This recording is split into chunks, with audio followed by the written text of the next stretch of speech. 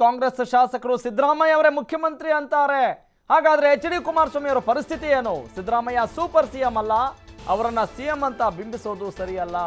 ಚಿಕ್ಕೋಡಿಯಲ್ಲಿ JDS ಮುಖಂಡ ಬಸವರಾಜ ಹೊರಟ್ಟಿ ಒಂದು ಹೇಳಿಕೆಯನ್ನ ಕೊಡೋದ್ರ ಮೂಲಕ ಮತ್ತಷ್ಟು ಕುತೂಹಲ ಗರಿಗೆದರ್ತಾ ಇದೆ. ಮಾಜಿ ಸಚಿವ ರಮೇಶ್ ಜಾರಕಿಹೊಳಿ ಮಾಡ್ತಾ ಇರೋದು ಸರಿ ಕಾಣ್ತಾ ಇಲ್ಲ. ಸಿದ್ದರಾಮಯ್ಯ ಮಾಸ್ಟರ್ ಮೈಂಡ್ ಅಂತ ನಾನು ಹೇಳೋದಿಲ್ಲ.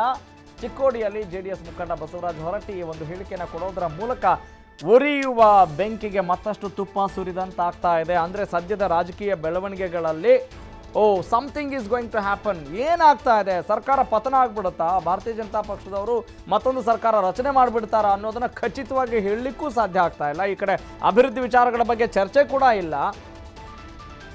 ಇನ್ನು ಇಂಥದ್ರಲ್ಲಿ ಇವ್ರು ಏನು ಮಾಡ್ತಾ ಇದ್ದಾರೆ? ಬೃಹನ್ನಾಟಕದ ಮತ್ತೊಂದು ಅಮಲನ್ನು ಅಥವಾ ಮತ್ತೊಂದು ಆಯಾಮಗಳನ್ನು ನಾವು ನೋಡ್ತಾ ಇದ್ದೇವೆ, ಮಜಲುಗಳನ್ನು ನೋಡ್ತಾ ಇದ್ದೇವೆ. ಇಂತಹ ಅಮಲಿನಲ್ಲಿರುವಂಥ ರಾಜಕಾರಣಿಗಳ ಆಟಾಟೋಪಗಳನ್ನು ನಾವು ಎಲ್ಲಿವರೆಗೂ ಸಹಿಸ್ಕೊಳ್ಬೇಕು ಅಂತ ಜನ ಹಿಡೀ ಶಾಪ ಹಾಕ್ತಾ ಇದ್ದಾರೆ. ಆದರೆ ಮತ ಹಾಕಿದಂಥವರು ಬಡವರಿದ್ದಾಗೆ, ಬಡವನ ಕೋಪ ದವಡೆಗೆ ಮೂಲ ಅನ್ನುವ ಹಾಗೆ 5 ವರ್ಷಗಳ ಕಾಲ ನಾನು ಸುಮ್ಮನೆ ಕಾಯಬೇಕು, ಮತ್ತಿನ್ಯಾವುದೋ ಒಂದು ಆಪ್ಷನ್ ಬರುತ್ತಲ್ಲ ಅವ್ರಿಗೆ ಯಾರಿಗೋ ಒಂದು ವೋಟನ್ನು ಹಾಕೋದು, ಮತ್ತಿನ್ಯಾರೋ ಸರ್ಕಾರ ರಚನೆ ಮಾಡೋದು, ಎಲ್ಲರೂ ಮಾಡ್ತಾ ಇರೋದು ಇದನ್ನೇ ಅಂತ ನಮಗೆ ಗೊತ್ತಿದ್ರೂ ಕೂಡ we are in helpless state.